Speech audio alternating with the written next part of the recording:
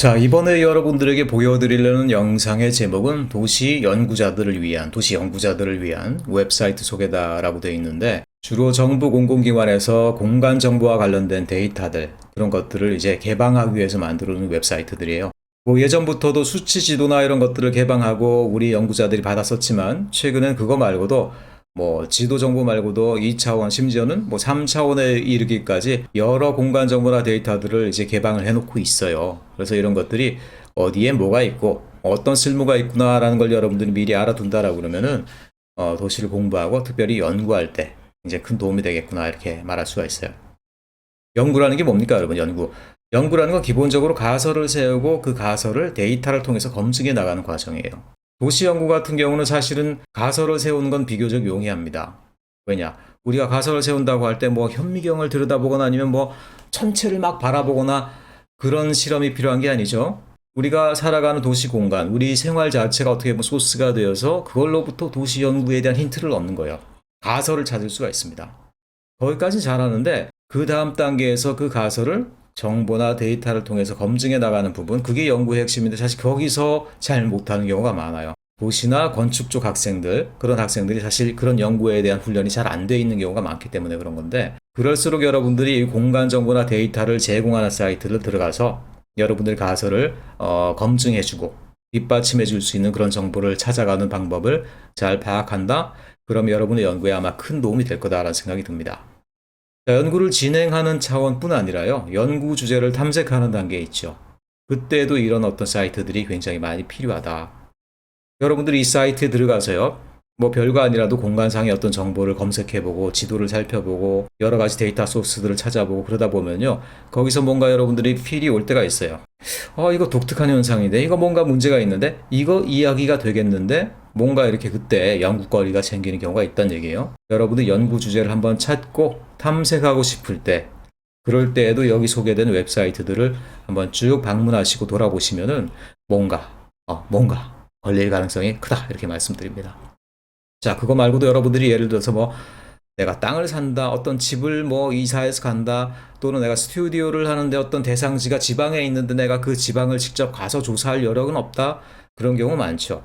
그런 경우에도요, 최근엔 이 웹사이트를 통해서 2차원 정보, 지도 정보, 3차원 정보 탐색을 하면요, 그 대상지, 그 필지에 대해서 웬만한 정보들은 다 찾아낼 수 있다는 얘기예요. 자, 그래서 그런 차원에서 여기 말씀드릴 웹사이트들이 굉장히 유용하다라고 말씀드리고, 제가 돌아다녀 보면서 한 6가지 정도 가장 이제 유용하겠구나라는 웹사이트, 특별히 최근에 생긴 사이트까지 앞에서 한번 찾아놨어요. 그래서 그걸 한번 우리가 하나씩 찾아 들어가서 그 사용법과 거기서 얻을 수 있는 정보, 공간 정보는 어떤 것들이 있는지에 대해서 한번 살펴보도록 하겠습니다. 시작하겠습니다.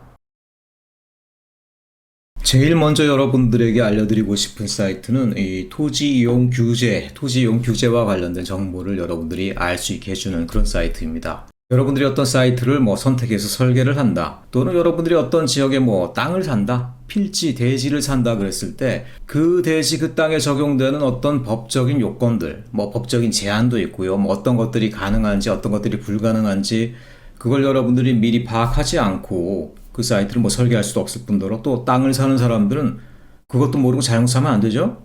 그렇기 때문에 이건 여러 가지 부분에서 굉장히 중요한 정보들입니다. 내가 원하는 땅, 내가 선택한 땅에 적용되는 토지 이용 규제가 있는지, 있다라고 그러면 어떤 것들이 있는지, 그 내용은 무엇인지 그걸 좀 여러분들이 알 수 있어야 되죠. 자, 법적인 지식이 있는 사람이면 대략 용도 지역만 파악해도 어느 정도 알 수 있어요. 하지만 그렇지 않은 경우에는 어떻습니까? 법적인 내용도 모르고 그 법이 적용됐을 경우 어떤 것들이 가능하고 불가능한 건지를 전혀 모르죠. 그래서 여러분들이 이 사이트가 필요하고 거기 들어가게 되면 여러분들이 그와 관련된 정보를 다 다양하게 얻을 수 있겠다. 토지 이용 규제 정보 시스템 이었었는데 최근에 이름이 토지 이용으로 바뀌었어요. 저는 좀 바뀐 게 좀 불만인데, 왜냐하면 토지 이용 규제 정보 시스템 하면 그게 뭘 하겠다는 것이 딱 알잖아 그냥. 최근에 정부 공공기관의 홈페이지나 이런 것들이 너무 뭐 감성적으로 좀 예쁜 이름 이런 거 있죠, 감성, 그런 이름으로 바뀌다 보니까 이름은 예쁜데 이게 뭘 하자는 건지 알 수가 없어. 디자인도 애매하고 이름도 애매해. 좀 그래서 저는 이런 거 불만이에요. 어쨌든 원래는 토지 이용 규제 정보 시스템이었는데 그게 최근에 토지 이음으로 뭐 통합되면서 서비스가 좀 바뀌었어요. 뭐 나아졌겠죠. 저도 아직 많이는 안 들어봤는데 한번 오늘 들어가 보도록 하겠습니다. 토지이음으로 들어가라. 토지이음. 자, 떴고요. 뜨자마자 바로 그냥 주소를 검색하는 사이트가 나와요. 뭐 네이버도 아니고 검색창부터 딱 나오죠. 이게 사실 검색이 아니고 입력이라고 보는 게 옳죠. 입력. 뭐냐, 여러분들이 한번 찾아보려는 그 땅에 주소를 입력하는 거예요. 검색하는 게 아니고. 옛날에 살던 집의 주소 일부분을 한번 쳐볼까요? 최근에 이게 속도가 굉장히 빨라졌네. 예전에는 이게 굉장히 느렸었는데. 보면은 그 주소를 포함하고 있는 전국의 필지, 대상이 딱 나와요. 그래서 보면 제 거 같은 경우 두 번째 거거든요. 딱 클릭을 하고 열람을 하면은 벌써 화면이 넘어갑니다. 이 단계에서 좀 시간이 걸리고 있긴 한데, 내가 찾았던 주소, 소재지 맞죠? 그 주소에 일단은 도시계획 지도를 보여주고요.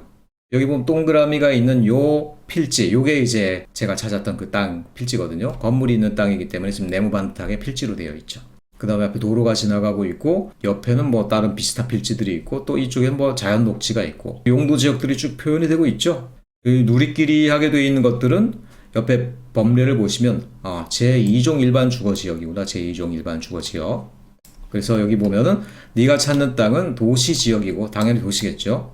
도시지역 중에서 제2종 일반 주거지역이다. 뭐 아시죠 여러분들? 용적률 250% 이내로 되는 한 중층 정도의 주택이 들어갈 수 있는 땅들. 그 다음에 그 필지는 중로 3류, 도시계획 도로가 이 폭에 따라서 여러 분류가 있어요. 그 중에 중로 3류 정도 되면은 뭐 골목길 치고는 상당히 좀 큰 도로랄까? 뭐 그 정도가 된 도로인데, 네가 찾는 그 필지는 앞에 중로 3류를 끼고 있다라고 알려주는 거고, 실제 그림으로 봐도 그렇죠. 중로 3류 지나가고 여기 땅이 있다. 그리고 제2종 일반 주거지역이고, 그리고 여기 법례의 여러 용도 지역들이 나와 있는 건 또 뭐냐면, 이 주변에 또 여러 가지 필지나 다른 땅들이 있을 거 아니에요. 여기 보면 조금 이제 브라운 계통의 색도 있는데, 요거는 요 땅만, 여기만 아마 아파트 지역인 것 같아요. 그래서 제3종 일반 주거 지역이 일부 있기도 하고, 그 다음에 공원이 녹색으로 있기도 하고, 자, 주변 지역에 등장하는 용도 지역까지 포함해서 이렇게 법례를 보여주고 있죠. 그런데 이거는 국토계획법과 관련된 용도지역지구고요. 그거 말고도 사실 용도지역지구에 포함될 수 있는 것들은 굉장히 많습니다. 국토부 외에도 환경부라든가 아니면 농림부라든가 각 중앙정부 부서에서요, 자기들의 목적에 맞는 용도지역지구를 또 설정하는 것들이 있어요. 그래서 그런 것들, 다른 법령에 의한 지역지구들 어떤 것들이 있느냐? 가축 사육 제한 구역. 이건 가축 사육을 제한한다는 거니까 뭐 가축 냄새가 풍길 일은 없겠죠. 또는 뭐 교육 환경 상대 보호 구역. 학교가 뭐 근처에 있으니까 절대 보호 구역은 아니고 한 상대 보호 구역 정도로 지정돼 있다라든가. 이건 아마 교육부 관련된 용도 지역 지구겠죠. 그래서 도시계획 관련한 용도 지역 지구 말고도요, 다른 법령에 의한 용도 지역 지구까지도 이렇게 포함돼서 다 제시가 되고 있더라라는 거죠. 이것만 보더라도 내가 지금 설계하려는 땅, 살려는 땅, 그 땅과 그 주변에 있는 여러 용도 지역 지구 분포를 여러분들이 일목요연하게 알 수가 있겠죠. 자, 그래서 밑으로 내려가 보면은 내가 지금 살펴보는 땅에 적용되는 여러 가지 법령들 있죠. 그 법령들의 내용을 이제 클릭하면 그 땅에 적용되는 법령들을 쭉 적어 놓고 있죠. 자, 그렇다고 해서 이 법령을 그때그때 하나하나 보면서 여러분들이 내 땅에 뭐가 되고 안 되고를 분석할 수는 없잖아요. 그러니까 이거는 뭐 나와 있긴 하지만 하나하나 살펴보기 굉장히 어려운 내용들입니다. 자, 이것만 하더라도 어쨌든 여러분들이 그 지역에 가지 않고 또는 가서 뭐 문서를 뒤져보지 않고도 인터넷으로 클릭만으로도 내가 가려는 땅에 이 토지 이용 규제와 관련된 정보를 많이 알 수 있죠.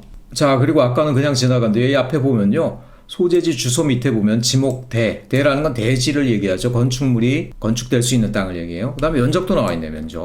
면적에다 또 최근에 추가된 정보 같은데 옛날에 없었던 것 같아. 개별 공시지가가 또 추가가 됐네요. 그래서 제곱미터당 얼마인지, 연도별로 어떻게 변해가는지 이런 것까지 다 나오고 있죠.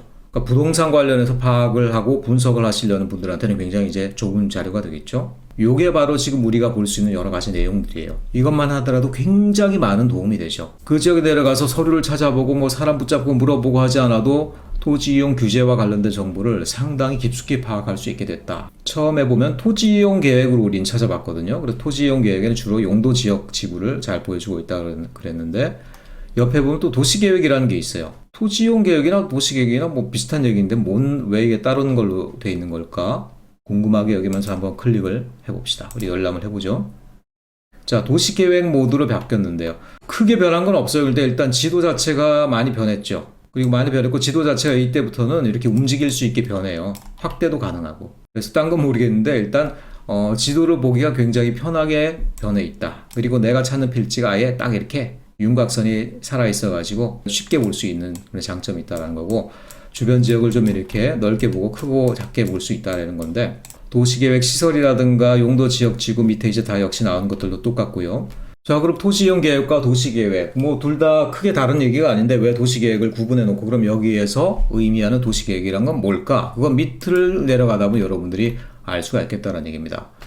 이 사이트에서는요, 도시계획을 도시계획과 관련된 아마 행정 절차로 이렇게 이해를 하는 것 같아요. 행정, 도시계획이란 행정. 그래서 이 지역의 도시계획과 관련돼서 변경되는 모든 사항들을, 최근에 모든 사항들을 이렇게 리스트를 쭉 넣어놨어요. 작은 단위의 도시계획은 도시관리계획이라는 이름으로 보통 바뀌거든요.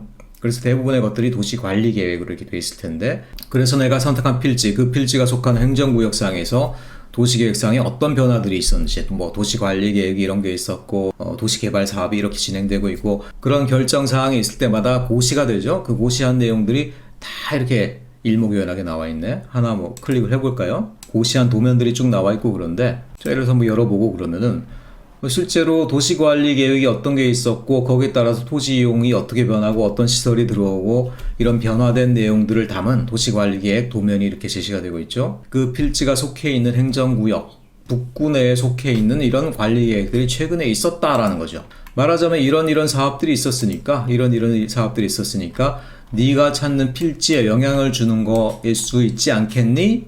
라고 한번 정보를 이제 나한테 주고 싶다라는 거겠죠. 그리고 가장 또 제가 볼 때 이제 유용하다라고 생각되는 그 부분은 뭐냐면, 자, 바로 이 부분이 되겠습니다. 이 부분. 행위 가능 여부. 행위 제한 내용 설명이라고 되어 있는데, 뭐 법규를 좀 아는 사람이면 여기가 용도 지역이 뭐 주거, 2종 일반 주거 지역이다라는 것만으로도 여기서 어떤 것들이 가능하고 어떤 것들이 불가능한지 어느 정도 구별이 가겠죠. 근데 법규도 모르고 법규를 찾아볼 만한 지식도 없는 사람들은 이 땅을 선택을 했는데 이 땅에서 내가 뭘 할 수 있는지를 어떻습니까? 그걸 파악해낼 힘이 없겠죠? 근데 그런 사람이면 이걸 딱 클릭해보면 끝이라는 거예요. 자, 클릭했습니다. 지금 자, 갑자기 이렇게 표가 쭉 나오고요. 표에 따라서 세모니 동그라미니 우리가 보기 굉장히 쉽게 나오고 있어요. 동그라미는 된다라는 얘기고요. 세모는 되긴 되는데 조금 뭐 제한이 있어, 이런 얘기인 것 같고, X는 아직 안 나오고 있는데 X는 안 된다는 얘기겠죠. 자, 내가 지금 선택한 땅 제2종 일반 주거 지역에 뭐 이렇게 2종 일반 주거 지역의 한 필지인데 그 필지에서 어떤 것들이 되는지, 주택 종류는 거의 다 되죠. 그래서 아파트를 한번 눌러볼까요? 왜 세모로 나왔냐? 뭐 경관관리 등을 위해서 경우에 따라서는 그 지역의 조례, 그 지역에서만 적용되는 법이죠. 그 조례로 건축물의 층수를 일정 층수 이하로 한정할 수 있다, 이런 얘기가 되겠네요. 그 지역에 한해서 뭐 아파트를 뭐 20층 이하라든가 이렇게 층수를 제한하는 경우가 있을 수 있다. 그래서 동그라미는 아니고 세모 정도로 해놓겠다, 뭐 이런 얘기가 되겠네요. 자, 쭉 내려가 보고요. 그리고 또 어떤 것들이 있느냐? 일종 근린생활시설. 근린생활시설은 이제 근린, 생활권 내에 들어와 있는 뭐 상점이라든가 여러 가지 편의시설 뭐 이런 것들인데, 일종이면 큰 부담이 없는 애들이에요. 그러니까 대부분 이제 허용이 되죠. 근데 2종서부터는 조금 부담이 있습니다. 근데도 대부분 이제 허용이 되네요. 뭐 어떤 것들이 허용되나? 서커스장? 서커스장이라는 근린생활시설도 있었어요? 오, 나 이거 처음 봤는데. 서커스장이 대한민국에 몇 개나 남아있다고 이게 지금 아직 시설로 허용되어 있죠? 조건 제한 사항도 없네. 이거는 신기하네. 이거 서커스장이 여러분들 근린생활시설에 포함되어 있었습니다. 어쨌든 대부분 되는데 내려가다 보면은 가상현실 이게 최근에 또 VR 붐 때문에 이런 것들도 생겼네요. 가상현실 체험 제공업소라는 거가 또 근린생활시설에 최근에 법규상에 추가가 됐나 봐요. 그런데 아직 거기에 대한 내용이 정해지지 않았는지 동그라미고 세모가 없어요. 이 범주가 달라졌네요. 이렇게 많이 새로운 것들이 추가가 됐네. 자, 어쨌든 여러분들이 만약 부동산을 하고 뭐 개발을 하고 사업을 하고 싶다, 뭐 어떤 영업을 하고 싶다, 그러면 딱 들어와서 그 필지에서 여러분들이 하려는 영업들이 또는 개발 행위들이 또는 건축 행위들이 가능한지 안 한지를 여러분이 여기서 파악할 수가 있겠죠. 이것만 해도 여러분 얼마나 큰 도움 되겠습니까? 특별히 여러분 부동산 사업을 하거나 아니면 영업을 하고 싶은 사람들, 또는 내가 멀리 있는 지역으로 이사를 가고 싶은 사람들, 이런 분들한테 이 사이트가 굉장히 큰 도움이 되겠구나, 이런 생각이 듭니다. 자, 어디에서 그런 걸 볼 수 있었다고요? 행위 가능 여부에서 볼 수 있었다. 자, 그리고 마지막으로 또 여러분들에게 하나 기능을 조금 더 소개시켜 드리면은 지도를 한번 클릭해 보세요. 아예 지도를 이렇게 검색하는 구글 어스 같이 이렇게 지도를 검색하는 사이트로 아예 넘어가 버립니다. 그래서 이런 것들을 계속 축소를 하다 보면요, 아예 상세한 도시계획 사항들은 사라지고 전체 토지 이용 패턴, 토지 이용 계획 패턴이 나오고 있죠. 도심부가 어디인지, 상업지역이 몰려있는 곳, 또는 뭐 주거지역이 어디인지 이런 것들을 알 수 있게 되고, 토지 이용 구조를 파악할 수 있게 되죠. 또 이걸 계속 확대해 나가다 보면은 세세한 필지들의 상황과 그 필지 주변의 도로나 뭐 공원들이 어떻게 분포하고 있는지 그런 것들을 좀 파악할 수 있게 하는, 자, 이런 식으로 지도 자체를 탐색할 수 있게 하는 기능으로 넘어가게 됩니다. 어쨌든 여러분 들어가셔가지고요, 여기저기 클릭을 해보다 보면 굉장히 많은 정보를 찾을 수 있다는 걸 여러분이 알게 될 거다. 특별히 학생들한테는 어떤 것들이 도움되겠습니까? 설계 작품 전시하는 전시장에 갔을 때 어떤 걸 보냐면요, 뭐 열심히 설계했어 뭐 했는데 어떨 때는 그 해당 지역의 용도 지역에 맞지 않은 괴상한 건물을 여러분들이 올려놓은 걸 많이 보게 됩니다. 말하자면 그 지역에 허용되지 않는 개발행위, 건축행위를 여러분이 해놓고 그걸 작품이라고 이렇게 올려놨다라는 거예요. 그런 경우도 물론 있을 수 있죠. 작품이니까, 실제가 아니니까. 근데 그렇다고 하더라도 여러분들이 가능한 한 실제로 적용되는 법적 요건을 그대로 갖고 와서 그걸 가지고 설계할 때 의미가 있는 것이, 그냥 땅만 선택하고 법규적인 요건들, 뭐 주변의 어떤 환경적인 요건들 전혀 고려하지 않고 그냥 여러분들이 설계하는 것들이 무슨 의미가 있습니까? 그래서 여러분들이 스튜디오를 하거나 아니면 과제를 할 때, 자, 어떤 지역을 여러분들이 선택한다고 하더라도 일단 여러분들이 이 사이트에 들어와서 그 필지를 선택하고 그 필지에 주어진 어떤 용도 지역과 여러 가지 법규상의 제한들, 어떤 것들이 가능한지 어떤 것들이 불가능한지 그런 것들을 여러분들이 미리 파악해 놓은 상태에서 작업을 진행한다라고 훨씬 더 좋은 결과가 나오겠다, 이렇게 여러분들에게 말씀을 드립니다. 두 번째로 여러분들에게 소개해 드리고 싶은 사이트는 소상공인 상권정보 시스템이라는 사이트입니다. 한번 쳐볼까요?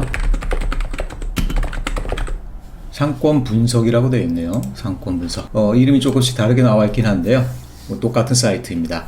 sg.sbig.orkr이라고 되어 있는데, 자, 이 사이트로 들어가면 아주 그냥 처음부터 편하게 지도로부터 딱 시작을 해요. 그래서 이 지도에서 위치를 옮길 수도 있고요. 여러분들의 위치를 여기에서 이제 컴퓨터에서 찾을 수 있게 하면 자동적으로 여러분 동네로 가 있기도 하고, 근데 저는 그렇지 않기 때문에 뭐 서울의 중심이라고 할 수 있는 종로 시청 쪽이 딱 나오네요. 그냥 여기서는 어떤 것들이 가능하냐면 들어가자마자 그냥 앞도 뒤도 안 보고 바로 업종을 선택하세요라고 돼 있어요. 이 사이트의 이름이 뭡니까? 소상공인 상권정보, 영세한 뭐 소매업자, 서비스업자 이런 정도를 얘기하겠죠. 그들을 위해서 상권 정보를 제공하겠다라는 거예요. 근데 상권 정보는 누구에게도 필요합니까?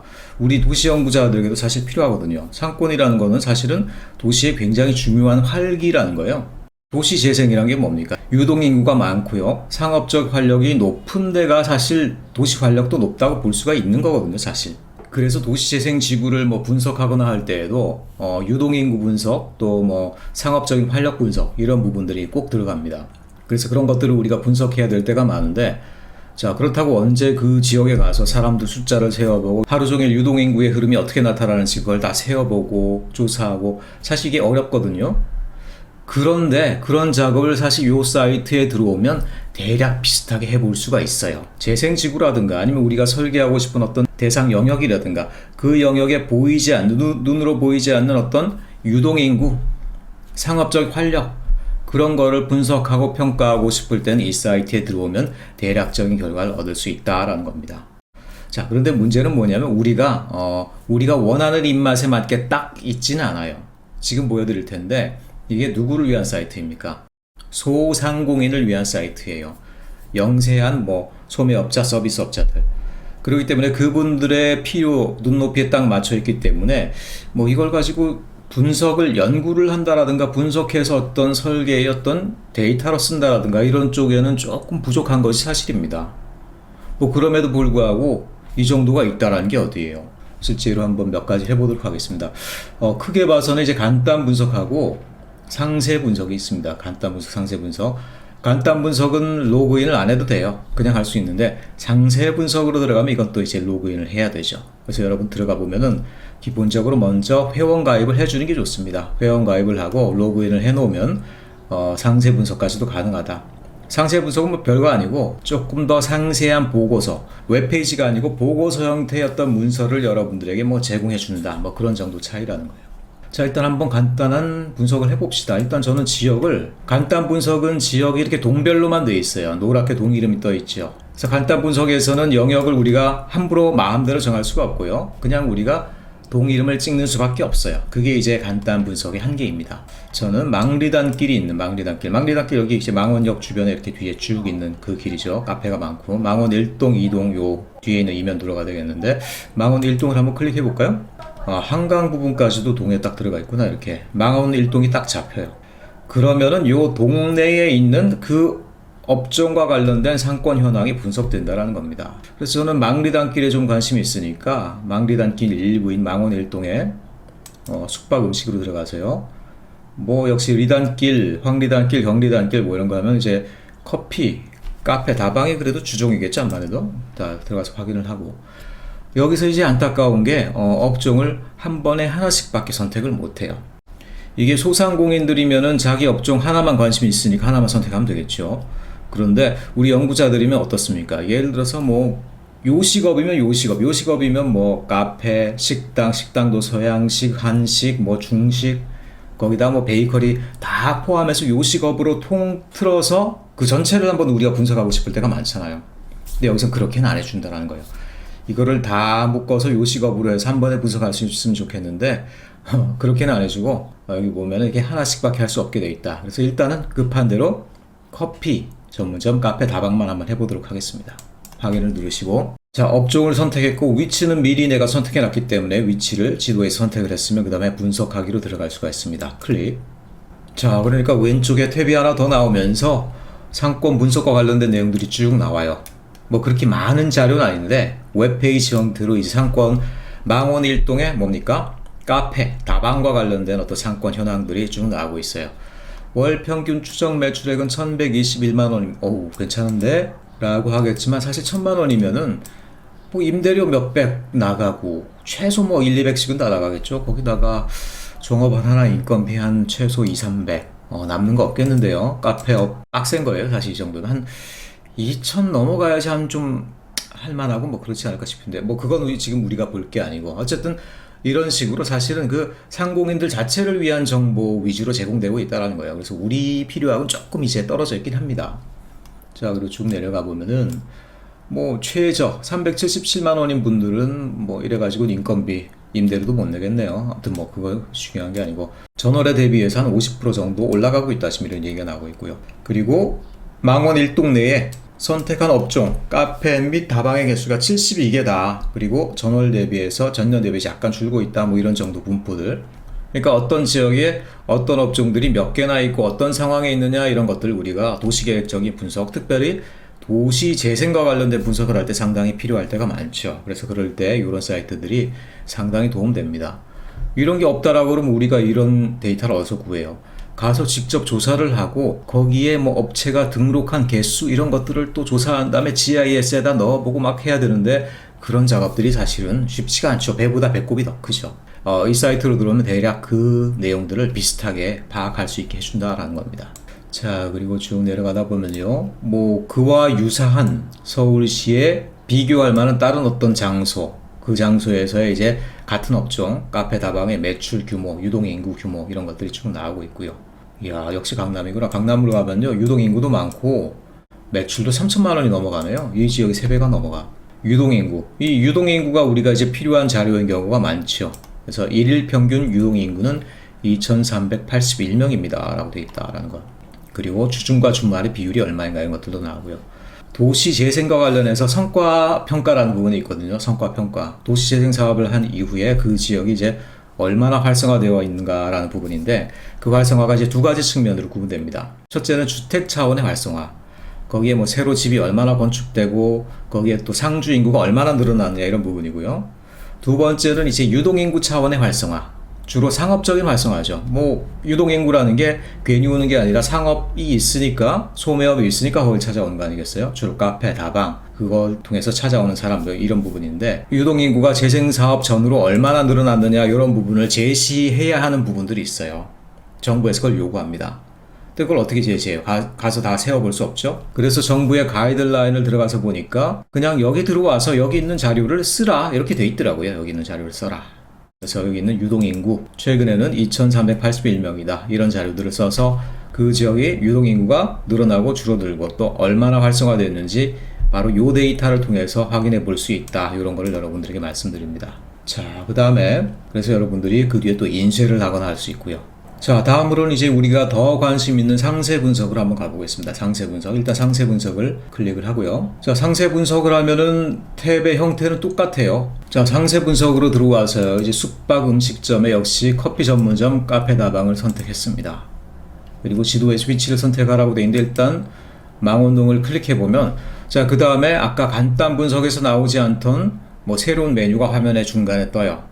그래서 그 지역에 있어 상권 분석을 하겠느냐, 경쟁 분석, 수익 분석, 입지 분석, 좀 더 많은 메뉴들이 나와 있죠. 경쟁력에 대한 것들, 수익 추세가 어떻게 되는지, 내가 선택한 업종이 뭐 등등이 나와 있는데 일단 그대로 상권 분석을 한번 들어가 보겠습니다. 자, 클릭하시면요. 그 다음에 어떤 여러 가지 도형의 형태를 선택하는 방식이 나와요. 이게 뭐냐면 내가 분석하려고 하는 상권 영역을 이 도형을 통해서 직접 선택하라라는 그런 얘기입니다. 아까 간단 분석에는 어땠어요? 정해진 행정구역 동별로만 선택할 수밖에 없었죠. 선택 영역이 그냥 정해져 있었죠. 근데 여기서 그렇지 않고 우리가 인위적으로 형태를 통해서 특정한 상권을 선택할 수가 있다는 얘기입니다. 자, 확인을 하고요. 한번 들어가 봅시다. 그럼 클릭하면은 요 단계가 조금 웃긴데 갑자기 또 선이 나와요. 이렇게. 자, 선이 나와서 제가 관심 있는 부분은 요 망리단길이거든요. 망리단길에 해당하는 부분을 대충 이렇게 다각형 영역을 통해 선택해 줍니다. 하나하나 찍을 때마다 그게 이제 꼭 지점이 되어가지고 다각형이 선택이 돼요. 마우스 오른쪽으로 클릭하면 종료된다고 돼 있네요. 자, 오른쪽을 클릭해서 종료를 합니다. 그러면은 아까는 우리가 망원 1동이라는 이 영역만을 우리가 분석할 수밖에 없었고 결과도 거기에 따라서 나올 수밖에 없었는데 지금 저는 뭐냐면 망원 1동과 망원 2동에 걸쳐 있는 요 망리단길 영역을 분석하고 싶은 거예요. 요 영역의 어떤 카페 영업에 대한 그 뭐 전망, 추세, 또 현황 이런 것들을 분석하고 싶은 거예요. 그 다음에 그럼 이제 분석을 눌러봅시다. 자, 시간이 좀 걸리면서 어떤 것들이 나오나 이게 좀 시간이 걸릴 수밖에 없겠죠. 왜냐하면 이거는 행정구역별로 있는 게 아니고 내가 인위적으로 설정한 영역을 자기가 이제 분석을 해야 되니까 그때그때 데이터를 잘라서 갖고 와야 되는 거 아니겠어요. 자, 그래서 보면 제법 이제 그럴듯한 문서 형태의 보고서가 쫙 펼쳐져요. 보면 업종 분석, 업소 추이, 마포구 전체하고 서울 전체 거기에서 내가 선택한 영역, 내가 아까 다각형을 통해서 선택한 영역 내에서 카페가 몇 개 있었느냐. 그래서 보면은 꽤 많죠. 32개, 40개, 뭐 한 50개 정도가 돼요. 그러니까 망리단길 주변에 카페가 이렇게 많이 입지해 있다 이런 것들이고 20년 이후에도 뭐 팬데믹이 약간 수그러들고 하니까 조금 뭐 늘어났네요. 이렇게 좀 더 내려와 보면은 업력 정보, 마포구 음식점 및 주점업. 여기는 카페만 따로 되어 있는 게 아니고 그냥 또 전체 음식 및 주점을 그냥 통으로 제시밖에 못하고 있네요. 카페만 딱 잘라서 제시하는 것들은 또 제공이 되어 있지 않네요. 업력 정보라는 건 뭐냐? 가게들이 몇 년씩 되느냐 평균 1년 미만인 가게에서부터 5년 이상인 가게. 근데 5년 이상인 가게가 많다라는 건 어느 정도 그래도 그 상권이 안정되어 있다는 얘기겠죠? 뭐 그런 얘기들. 자, 그 다음에 매출 분석을 가보면 매출액이 얼마만큼 늘어나고 줄어들고 있는지 카페가 매출액이 그렇게 많지가 않네요. 1,000만 원을 오르락 내리락 하고 있는데 약간 내리막 추세인 뭐 이런 것들도 나와 있고요. 점포당 매출액 평균 이런 것들도 나와 있고요. 이런 것들은 실제 작업을 하기 위한 사람들에게 중요한 정보일 텐데 우리한테 역시 중요한 것들은 이런 것들이겠죠. 인구 분석, 월 평균 유동인구.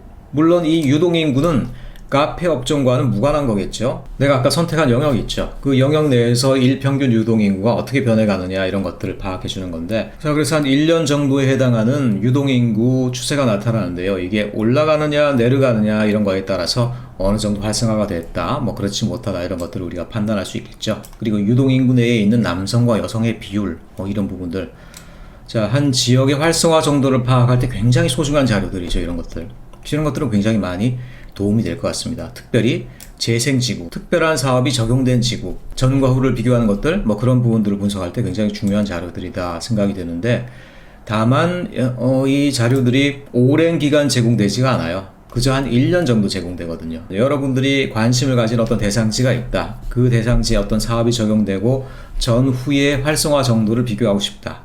그러면 사실 미리미리 이 사이트에 들어가서 이 데이터를 저장을 좀 해주고 있어야 돼요. 그렇게 되면 이것들을 이제 시계열로 넣게 쓸 수 있는데, 그렇지 못하다라고 그러면 이제 지나가 버린 데이터는 그냥 여기에 다 소실되어 버리고 나오지가 않죠. 그런 부분이 좀 아쉽다. 뭐 지역 분석도 왠지 쓸만한 게 있을 것 같죠? 주요 시설 추이, 시설이 이렇게 뭐 줄고 늘고, 이것도 근데 2019년이 가장 최종이네요. 그 지역에 입지하고 있는 주요 도시계획 기반 시설의 분포나 뭐 이런 것들, 뭐 학교라든가 복지시설 이런 것들의 개수 분포가 나와 있고요. 뭐 주변적인 정보지 꼭 이렇게 상권과 관련된 정보라고 할 수는 없겠죠.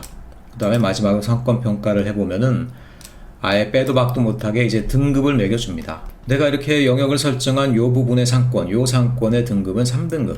아마 5등급까지 있을 텐데 3등급이면 그냥 서울치고는 조금 이렇게 낮은 등급에 해당할 수도 있겠죠. 또 이런 것들이 어느 정도 상승하고 하강했는지 그런 부분들이 좀 나오고 있습니다. 바로 이런 부분들이 상세 분석을 통해서 여러분들이 볼 수 있는 자료다, 이렇게 말씀드립니다. 자, 요약을 해봅시다.